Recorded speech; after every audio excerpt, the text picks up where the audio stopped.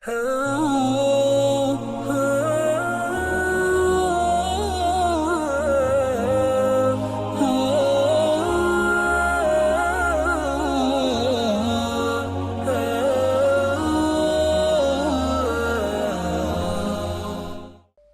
kalau Allah sudah menolak, nanti kita minta apa aja nggak akan dikabulkan oleh Allah Subhanahu Wa Taala. Ya Allah, kurang apa lagi? Saya udah tahajud, saya udah sedekah, saya udah tilawah, saya udah hafal Quran, saya udah berjihad, saya udah bantu orang lain, saya udah. Kenapa saya hidupnya kayak gini ya Allah? Tanyakan kembali, istafti qalbak, tanya ke hatimu. Kenapa kita melakukan itu? Karena Allah atau karena yang lain? Ria'an nas. Kadang-kadang kita melakukannya udah ikhlas, tapi di tengahnya ria. Jadi bisa jadi teman-teman, kita punya beberapa amalan, kalau kita nggak berani mengatakan banyak amalan, kita punya beberapa amal soleh, tapi hampir tidak ada satupun yang diterima di sisi Allah. Kenapa Ustadz? Ikhlas kok Ustadz? Di awal, bisa jadi di tengahnya ria. Enggak, di tengah saya tetap ikhlas, bisa jadi di akhirnya ria. Enggak, di akhirnya masih ikhlas, bisa jadi barusan aja ria. Setelah, after years, setelah beberapa tahun. Sehingga kalau kita nggak punya modal amal soleh yang diterima di sisi Allah, gimana kita mau mengangkat kedua tangan kita? Makanya kadang-kadang kan ujiannya kayak gitu. Di awal udah ikhlas, saya nih pengen tilawah yang bagus karena biar orang-orang sholatnya pada khusyuk. Allahu Akbar, ikhlas kan? Alhamdulillahi Rabbil Alamin, ikhlas. Ar-Rahmanir Rahim, masih ikhlas. Maliki Yaumiddin. Ada yang nangis di belakang. Mulai bagus juga ya suara saya. Habis tuh.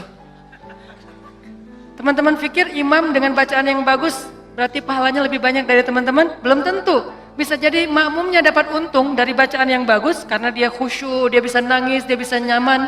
Sementara imamnya nggak dapat apa-apa loh.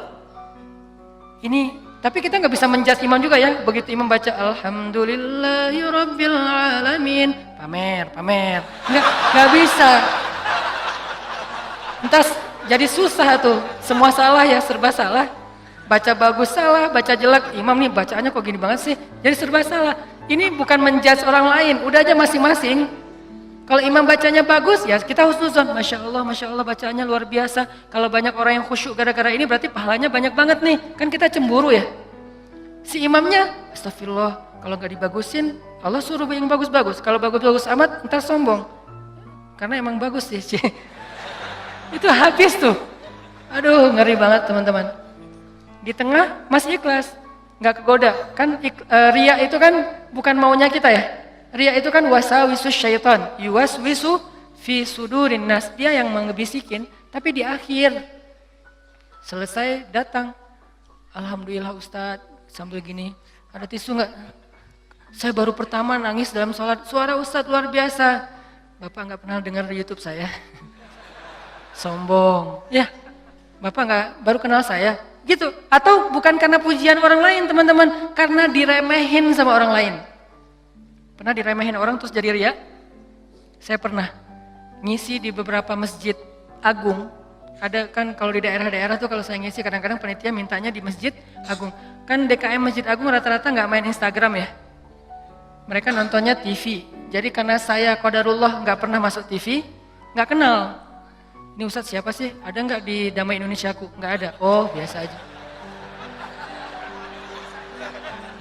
Karena saya nggak pernah masuk TV, akhirnya beliau nggak kenal kan, bukan yang pemain sosmed. Dan dari situ mulai ada ngeremehin. Panitia nawarin tempat, mereka bilang, udah biasa aja lah, nggak usah terlalu heboh. Paling juga jamaahnya nggak setengah masjid katanya. Saya dikasih tahu sama panitia, Ustadz, ini DKM-nya kayak gitu ngomongnya. Oh, kita lihat aja nanti. Mulai kan? Ria nih. Terus saya datang, ternyata alhamdulillah qadarullah Allah yang melangkahkan kaki-kaki mereka rame nih sampai pelataran masjid. Pas rame, DKM-nya bingung. Ini Ustadz siapa sih kok bisa rame gini yang datang? Saya, ya sih. Ria nih. Mulai yuwaswis waswasa. Jadi perang batin banget teman-teman sama setan. Bukan maunya saya, setan yang kayak gitu.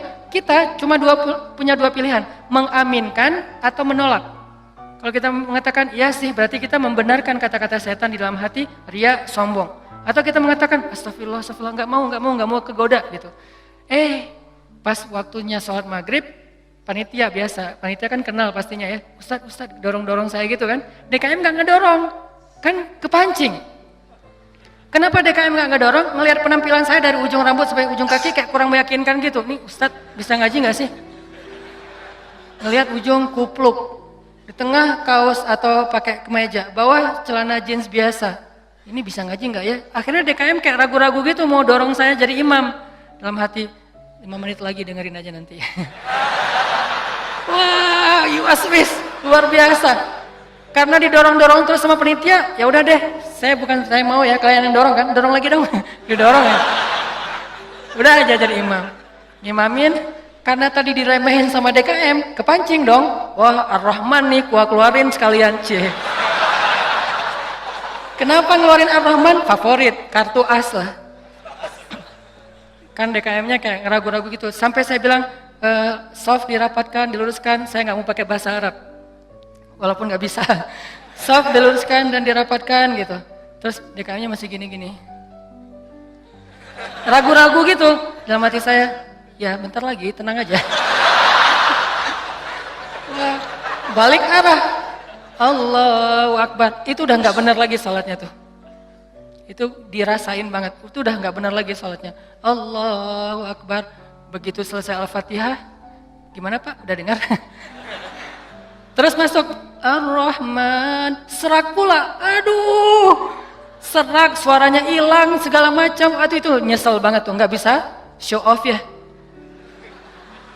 Kalau pas lagi dapat mic-nya bagus sampai menggemanya tuh sekilo gitu ya. Itu kan enak banget ya. Buat seorang vokal mic itu kayak floor buat anak skate kan. Jadi bisa ngetrik banget kalau floornya dapat kan. Jadi buat saya tuh kalau mic-nya pas dapat, wah ini bisa semua trik dikeluarin nih. Fabi ayyi ala'i rabbikuma tukadziban. Udah Ar-Rahman aja yang biasanya dibagi 4. Sekarang 1 rakaat Ar-Rahman, rakaat kedua Al-Muluk. Kenapa? Biar sekalian didengerin. Nih Ar-Rahman ya, gini cara bacanya. Aduh, habis. Selesai sholat. Kan balik arah gitu kan, mau zikir kan, balik arah. Balik arah bukan pura-pura zikir sih, sambil zikir ngelihat ke arah si Bapak. Kira-kira gimana ekspresinya sekarang? Itu teman-teman berat. Kadang-kadang bukan karena kita pengen dipuji orang, tapi kita nggak rela diremehin orang, itu yang bikin kita riak kan? Bukan karena kita pengen dielu-elukan, dipuji, dapat banyak like, dipuja-puja, bukan itu. Itu kita masih kadang-kadang bisa ngerem, tapi kita nggak sanggup bertahan, nggak bisa sabar kalau diremehin orang. Akhirnya kita bocorin juga kebaikan kita. Habis. Diremehin suami, diremehin pasangan, diremehin orang tua, diremehin mertua, diremehin teman-teman, segala macam. Diremehin tetangga. Kita bukan pengen dipuji dan dipuja oleh orang lain, tapi kita nggak tahan kalau diremehin. Keluar juga tuh. Siapa yang selama ini yang melakukan ini? Siapa yang bantu kamu? Siapa? Keluar semua. Satu persatu yang kita sebutkan, satu persatu berguguran dan tidak ada nilainya di mata Allah SWT. Sabarkah kita ketika diremehkan oleh orang lain untuk tetap menjaga rahasia amal kita antara kita berdua aja dengan Allah? Itulah ujian ikhlas. Bisa nggak kita jaga? Nggak mau kita bocorin rahasia kita berdua sama Allah. Begitu kita bocorin, sedih banget tuh. Udah langsung tidak ada lagi nilainya di mata Allah. Berapa banyak dari amal yang kita lakukan yang benar-benar kita mampu menjaga keikhlasannya di awal, di tengah, di akhir. Kalau ada, jangan menyimpulkan dulu bahwa kita udah sukses karena masih ada waktu selama kita masih hidup untuk kita batal. Mungkin nggak batal di akhir, tapi batalnya setelah beberapa tahun. Ada teman kita datang nanya-nanya ke kita tentang, ngafal Quran itu susah banget ya. Kenapa? Aku tuh ngafal 1 juz aja, juz 30 gak beres-beres. Oh, ya sebetulnya gampang sih kalau udah tahu triknya. Mulai nih. Emang idealnya ngafal Quran berapa lama? Ya tergantung orangnya. Ada yang 10 tahun, ada yang 5 tahun, ada yang 2 tahun, 3 tahun, setahun. Kalau aku sih alhamdulillah 6 bulan khatam.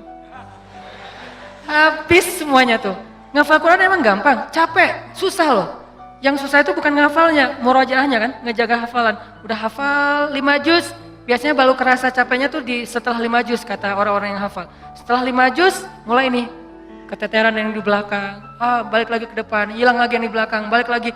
Kayak gitu ngafal Quran saking capeknya tuh sampai orang yang banyak putus asa. Udah setelah perjuangan, effort yang luar biasa, hilang hanya gara-gara kalimat cuman 5 menit aja, habis semuanya teman-teman. Rugi banget kan? Jadi jangan dulu menyimpulkan bahwa kita tuh udah pasti soleh, udah pasti istimewa, udah suci banget. Hanya gara-gara kita punya amalan soleh lebih banyak dari teman kita. Mungkin dia amalnya biasa-biasa aja, tapi dia karena biasa-biasa gak bisa ngeriain kan. Hafal 30 juz dengan hafal Al-Ikhlas. Kira-kira mana yang pantas diriakan? 30 juz dong, Al-Ikhlas gak mungkin ria. Gimana kita mau ria? Gua udah hafal loh, apa? Al-Ikhlas. Apa yang mau diriain Al-Ikhlas? Yang ada Al-Ikhlas itu surat pelampiasan. Kalau udah mentok Al-Ikhlas. Sawa'un 'alaihim a'anzartahum. Perasaan tadi sebelum sholat lancar. A'anzartahum Qul huwallahu ahad. Biasanya gitu kan? Mentok-mentoknya Al-Ikhlas. Kenapa? Cuman Al-Ikhlas yang kita paling ikhlas. Kenapa tadi kok bacanya yang susah-susah? Pengen dong sesekali orang tahu kalau hafalan saya udah nambah kan gitu ya. Pengen dong orang tahu, kayak kadang-kadang kan kita suka pengen melakukan sesuatu yang orang lain gak bisa lakukan. Membaca surat yang orang lain gak hafal surat itu jarang. Kalau Al-Ikhlas, Al-Falaq, An-Nas, Al-Kafirun masih oke lah. Karena Al-Kafirun suratnya agak susah kan. Banyak orang yang terjebak, la abudu ma ta'budun wala antum abiduna ma abud. Kapan selesainya nih? Mutar aja di situ Al-Kafirun teh. Kalau Al-Ikhlas kan jarang yang terjebak. Kalau Al-Ikhlas juga sampai salah, ini nih ngeri banget nih. Jadi mungkin jangan ngeremehin dulu teman-teman. Ada teman kita yang hafalnya, kamu hafal surat apa? Enggak, cuma dikit dari At-Takatsur sampai An-Nas doang. Itu juga gara-gara modal sholat taraweh. Karena dia taraweh selalu dengar itu kan, di taraweh suka dengar ayat itu ya, akhirnya kehafal sendiri. Dia nggak pernah sombong, dia nggak pernah riak karena hafalannya sedikit. Kita yang 30 juz, segitu doang, kemana aja loh? Habis 30 juz. Jadi yang hebatnya itu bukan berapa banyak amalannya teman-teman, tapi seberapa kuat dia menjaga keikhlasannya di awal, di tengah, di akhir, dan setelah beberapa lama. Jadi jangan menyimpulkan dulu. Fala tuzakku anfusakum huwa a'lamu bimanittaqo. Jangan kalian menganggap diri kalian udah pasti soleh, pasti istimewa, pasti baik, karena Allah lah yang paling tahu siapa yang paling bertakwa. Maksudnya siapa yang paling ikhlas, karena at-taqwa hahuna. Belum lagi nanti ada orang kadang-kadang saya pernah di sebuah masjid, kita ngadain acara tabligh akbar, terus masjidnya rame, anak-anak mudanya penuh sampai ke depan masjid. Setelah selesai acara tabligh akbar kan suka ngobrol-ngobrol gitu kan sama DKM di ruang DKM. Ada salah satu sesepuh masjid ngobrol sama saya, dan waktu itu saya juga sedih. Kenapa saya ladeni gitu, harusnya saya pergi aja biar menjaga amal beliau kan. Beliau cerita, Ustadz, alhamdulillah ya sekarang masjidnya rame, ini perjuangannya gak mudah loh Ustadz. Dulu dari awal nih, ketika kita pembebasan lahan masjid ini aja, udah konflik, sengketa dengan beberapa tetangga. Akhirnya saya perjuangkan Ustadz dari awal, sampai bisa pembebasan lahan. Kemudian kita bangun masjid ini dengan gotong royong luar biasa, fundingnya itu susah banget Ustadz. 5 tahun baru beres masjid ini Ustadz. Udah gitu saya yang bikin yayasan masjid ini, sampai ada RT-nya tuh saya yang bikin Ustadz. Satu persatu beliau sebutkan perjuangannya, jasa-jasanya, jerih payahnya, effortnya, dan segala macam pengorbanannya, sampai akhirnya masjid ini rampung. Sekarang dipakai banyak orang sholat, sekarang udah gampang. DKM sekarang tuh gampang, nggak seperti awal-awal dulu. Kalau beliau sadar itu semuanya habis gara-gara beliau. Tapi kan kita nggak bisa menjudge ya. Kalau beliau menceritakan itu untuk motivasi, oke. Tapi kalau beliau menceritakan itu untuk ria, dihargai, diakui, kalau hanya pengen dapat pengakuan, pengen diaku oleh orang lain, habislah semua pahala yang sudah beliau usahakan sekian tahun. Harusnya kalau beliau ikhlas, satu orang yang datang ke masjid untuk ikut acara tabligh akbar, sholat berjamaah, taubat, sadar, zikir, ibadah, beliau dapat pahala. Kebayang nggak kalau ada 5.000, 10.000 anak muda yang datang untuk ikut acara di situ? Pahala beliau banyak banget, tapi hilang hanya dengan 5 menit berbicara. Jaga lisan. Faliyakul khairan aw liyasmut. Mending diam aja deh. sebegitu gampangnya hilang amal-amal kita gara-gara tidak mampu menjaga keikhlasan kita, teman-teman. Makanya wa innama likulli imri'in ma nawa itu gampang banget tergelincir. Itu halus banget, lebih halus daripada suara langkah-langkah semut. Halus banget, sampai kadang-kadang kita juga terjebak di situ. Makanya di zaman Nabi itu kan ada cerita seorang sahabat Ansor yang tidak terkenal ibadah-ibadahnya, tapi Nabi bilang huwa min ahlil jannah, dia itu ahli surga. Apa kelebihan dia? Apa ibadah dia? Ibadah dia itu ibadah batin. Ketika dikepoin sama beberapa orang sahabat, sama seorang sahabat, kalau nggak salah Abdullah bin Amr bin As, dia kepo datang ke rumahnya. Ternyata rahasianya bukan ahli tahajud, bukan ahli sedekah, bukan ahli tilawah, bukan ahli kebaikan-kebaikan yang zahir. Dia kalau ngelakuin amalan yang zahir, yang standar-standar aja lah, yang wajib, yang kalau ditinggalkan pasti dosa, sholat pasti. Cuman nggak ada yang lebih, biasa-biasa aja. Terus yang bikin dia istimewa, ternyata ibadah batin. Apa ibadah batin dia? Dia bilang, saya tidak pernah dengki kepada orang lain. Kalau ada orang yang dapat nikmat, saya orang pertama yang bahagia. Kalau ada orang yang dapat musibah, saya yang paling sedih. Kalau ada yang orang berbuat salah, saya langsung mendoakan dan memaafkan dia. Inilah ibadah batin dia, teman-teman. Makanya selain kita fokus memperbaiki ibadah zahir kita, sholat kita, cara takbir kita, cara semua ruku sujud kita, perbaiki juga ibadah batin kita. Karena kalau sampai ini rusak, yang lain sempurna, batal. Tapi kalau ini benar, yang lain cacat-cacat dikit karena kita mungkin punya kekurangan, Allah yang akan perbaiki. Jadi ini teman-teman tentang pentingnya belajar ikhlas. Dan ikhlas ini termasuk salah satu di antara ibadah juga. Jadi sekedar ikhlas saja itu udah ibadah. Sekedar niat aja itu udah ibadah. Belum melakukan udah jadi ibadah. Bukankah Nabi mengatakan siapa yang berniat berbuat baik lalu jadi melakukannya, maka dia mendapatkan 10 pahala kebaikan. Kalau dia berniat berbuat baik, tidak jadi melakukannya, maka dia mendapatkan 1 pahala kebaikan.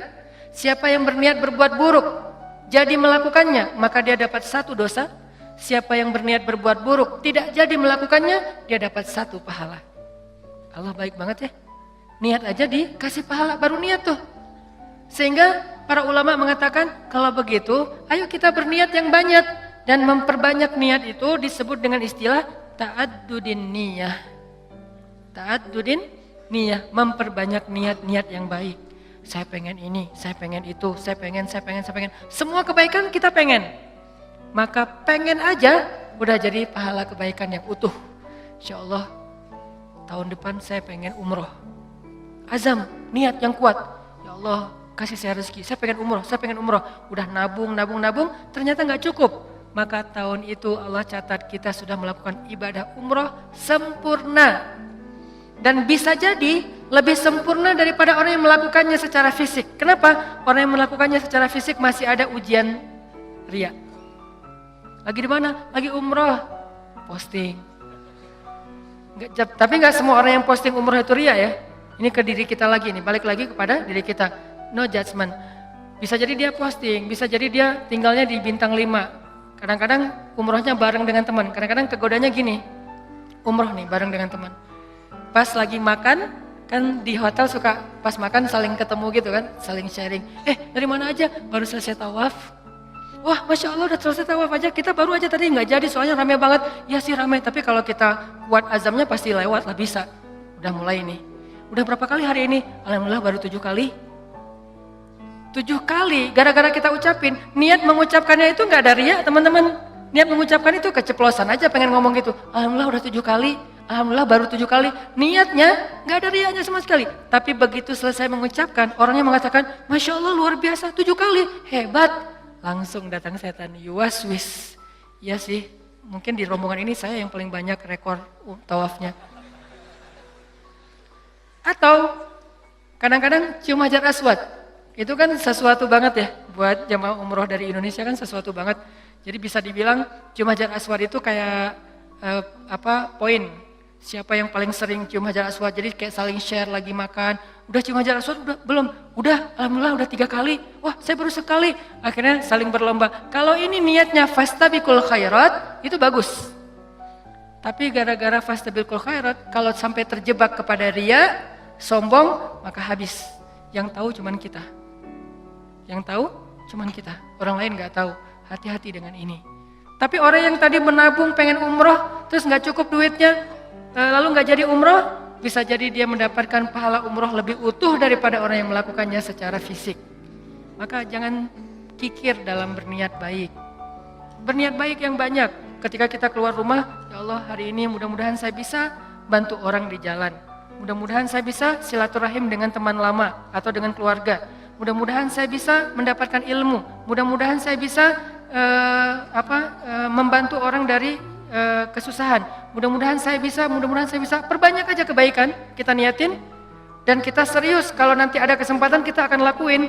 Begitu kita keluar rumah, Allah sudah mencatat kita seperti melakukan sebanyak kebaikan yang kita niatkan.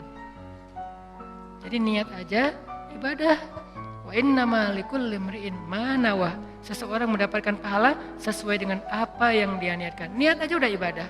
Apalagi kalau kita kerjakan. Sampai ulama mengatakan, kalau saya mendengar seseorang mengetuk pintu rumah saya, maka saya tidak akan membuka pintu rumah itu sampai saya memiliki 10 niat baik.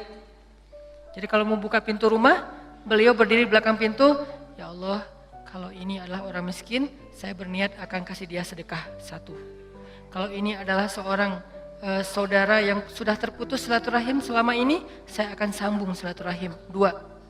Kalau ini adalah seorang ulama, saya akan minta nasihat dari beliau dan ilmu 3. Kalau ini adalah seorang murid, saya akan kasih dia nasihat dan ilmu 4. Kalau ini adalah seorang yang berhutang, saya akan bayarkan hutangnya 5. Terus sampai 10 niat baik baru dibuka pintunya. Ternyata yang datang cuma 1 orang dengan 1 hajat, maka beliau mendapatkan pahala 10 hajat, 10 kebaikan. Ini hebatnya niat. Ta'addudin niyah. Sehingga yuk kita berniat sebanyak mungkin berbuat baik. Saya akan gini, saya akan gini, saya akan gini. Salah satunya untuk akhirat kita, kalau saya pribadi berniat, ya Allah saya pengen banget nanti sebelum meninggal, kalau bisa udah khatam 30 juz. Dari dulu diusahain belum beres-beres. Naik dikit, turun banyak. Naik dikit, turun banyak. Kenapa? Mungkin banyak dosa, bisa dosa lisan, bisa dosa mata. Bukankah dosa itu bisa menghilangkan hafalan ayat Al-Quran? Dan kata Nabi, Al-Quran itu gampang hilangnya, lebih gampang daripada hilangnya onta yang liar. Cepat banget hilangnya. Enggak Ustadz, saya udah banyak dosa tapi enggak hilang-hilang. Ya enggak ada yang dihafal, apa yang mau dihilangin? Coba kalau mau tahu kita banyak dosa atau enggak, hafal Quran deh. Kalau susah, pasti banyak dosa. Kalau mau tahu itu cara kita untuk bisa mendeteksi dosa kita, salah satunya ya, hafal Quran. Coba, itu akan mendeteksi banget. Kalau kita udah lancar bacaan, tapi dengan syarat bacaannya udah lancar. Karena kalau bacaan belum lancar, ya bukan karena dosa, emang nggak bisa baca Quran ya. Berarti tahapannya baca Quran dulu. Kalau bacaannya udah lancar, tapi kok nggak bisa ya ngafal Quran? Ini bisa jadi kata Imam Waqi', al-ilmu nurun wa nurullah la yu'talil asi. Ilmu itu cahaya dan cahaya Allah itu tidak diberikan kepada pendosa. Cara ngukur diri kita banyak dosa atau enggak? Coba ngafal Quran. Kalau susah, pasti banyak dosa. Sehingga pesantren di dekat rumah saya tuh, pesantren Kampung Quran namanya. Dulu ada program daurah hafal Quran selama bulan Ramadan, 1 bulan 30 juz.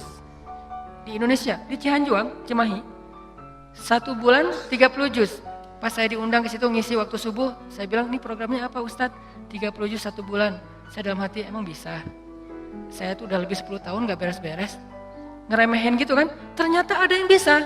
Dari sekian puluh siswa atau santri, ternyata sekitar hampir 10 orang khatam sebulan 30 juz lancar teman-teman.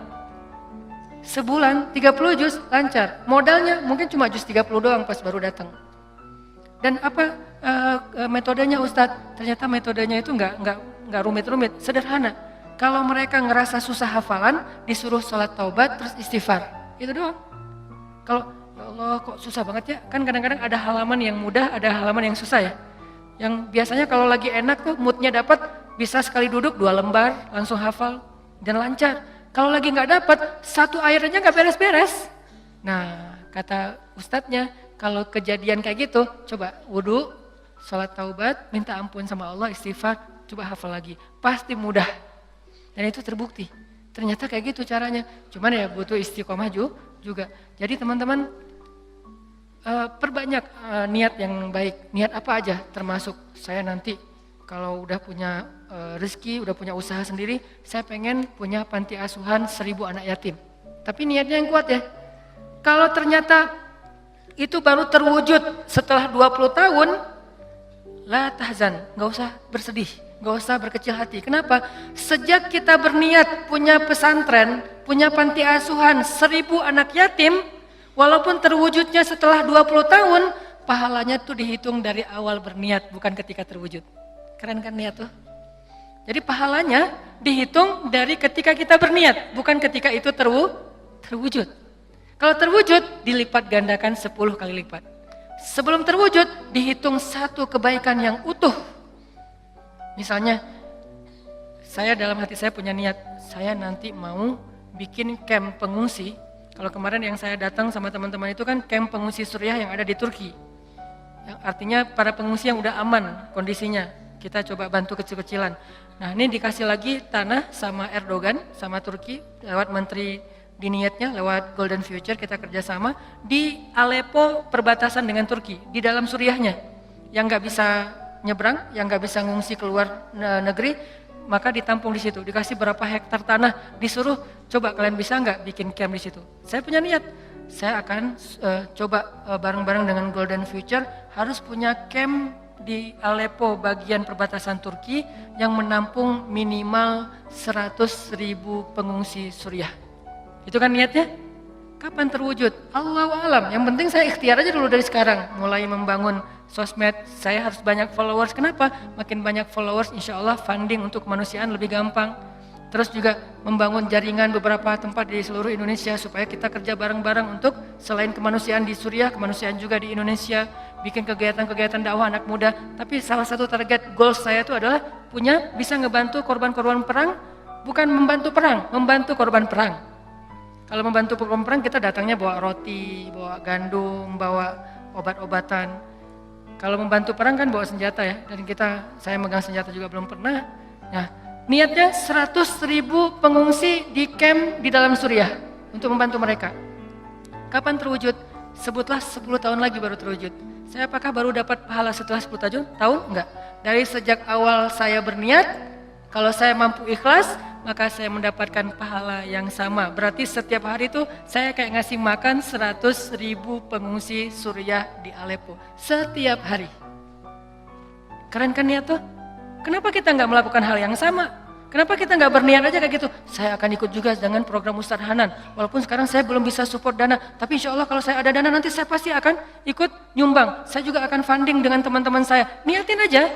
Dengan niat aja, kita udah ngasih makan anak yatim di Suriah itu 100.000 orang daily, setiap hari. Wa innama likulli imri'in ma nawa. Kenapa kita nggak berniat yang banyak kebaikan-kebaikan? Kenapa kita kikir dalam niat?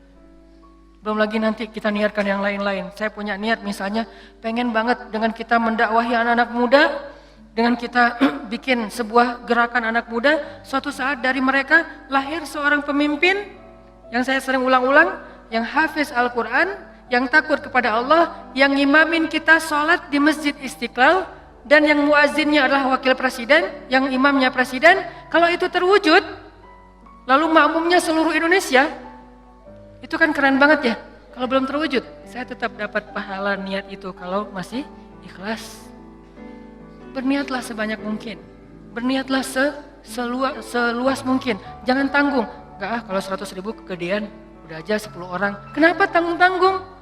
Memangnya buat kita rugi kalau kita niat 100.000 orang kita kasih makan? Udah aja niat. Tapi nggak mungkin tercapai. Siapa bilang nggak mungkin? Banyak hal yang sekarang saya alamin secara pribadi dan bersama teman-teman di Pemuda Hijrah, itu kejutan loh dari Allah. Dulu mungkin kita anggap itu mimpi. Mimpi bisa pergi ke camp Suriah yang ada di Turki. Mimpi bisa dakwah ke anak-anak, teman-teman anak-anak muda bisa bareng-bareng. Mimpi bisa ini, bisa itu segala macam. Itu kayak mimpi. Tapi Allah wujudkan. Kenapa? Intasdukillah yasdukka. Kalau kamu jujur kepada Allah, Allah juga akan jujur kepada kamu. Ya bani Israil adhkuru ni'mati allati an'amtu alaikum wa awfu bi'ahdi ufi bi'ahdikum. Tunaikanlah janji kalian kepada aku tunaikan janji aku kepada kalian. In tasdukillah yasdukka. Jujurlah kepada Allah, Allah jujur kepada kalian. Ihfazillah yahfazka. Jaga Allah, Allah jaga kalian. Fadhkuruni adzkurkum. Ingat aku ingat kalian. Selalu kayak gitu, kaidahnya sama. Walaupun redaksinya berubah-ubah.